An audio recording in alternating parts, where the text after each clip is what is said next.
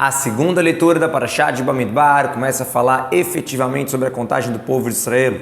E foram os filhos de Reuven, o primogênito de Selo, o filho primogênito de Yaakov, as suas descendências, pelas suas famílias, para a casa dos pais deles, ao número de nomes por cabeça, cada um dando meio shekel, total de homens de 20 anos em diante que iam para Tzavá. A contagem deles para a tribo de Reuven, 46.500. Para a tribo de Shimon, a mesma coisa, a sua descendência, pelas suas famílias, pela casa do pai, pela tribo de Shimon, o seu número de pessoas por cabeça, dando meio shekel, o total de homens de 20 anos em diante que iam para o exército. Então, foi a contagem de tribo de Shimon, 59.300.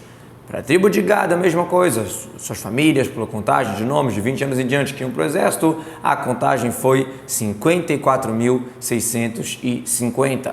Para a tribo de Judá, as suas famílias, pela casa dos pais, o número de 20 anos em diante que iam para o exército, o número foi 74.600.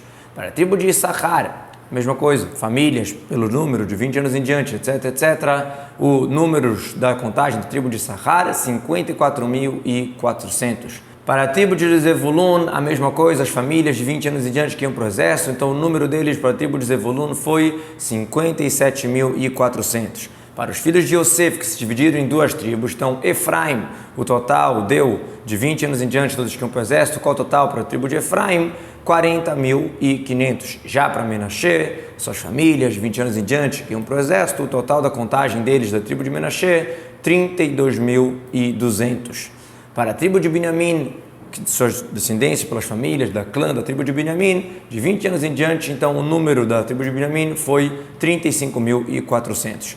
Para os filhos de Dan, suas famílias, etc, etc, de 20 anos em diante, então foi um número muito interessante, 62.700. Por mais que Dan só teve um filho, Hushim, mesmo assim, a tribo dele era tão numerosa e mais numerosa até do que outras tribos que tiveram muitos filhos. Os filhos de Asher, suas famílias, o número de 20 anos em diante, a contagem da tribo de Asher, 41.500.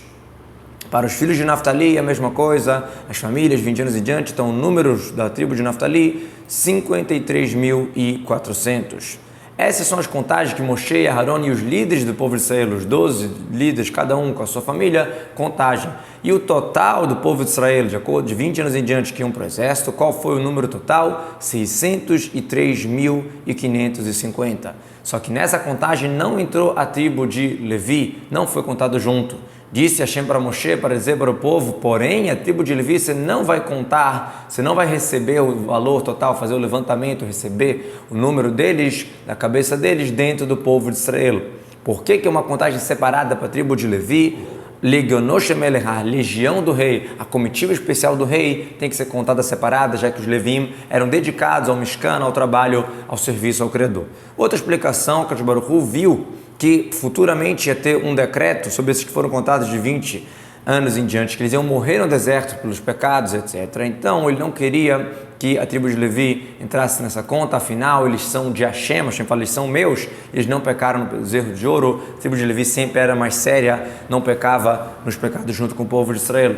E você vai nomear os Leviim sobre o Mishkan do testemunho, sobre todos os seus utensílios e tudo que tem. Eles vão carregar o Mishkan e os seus utensílios, eles vão servi-lo e vão acampar em volta do Mishkan, vão morar e acampar ali próximo, em volta do Mishkan. O Mishkan ficava no centro.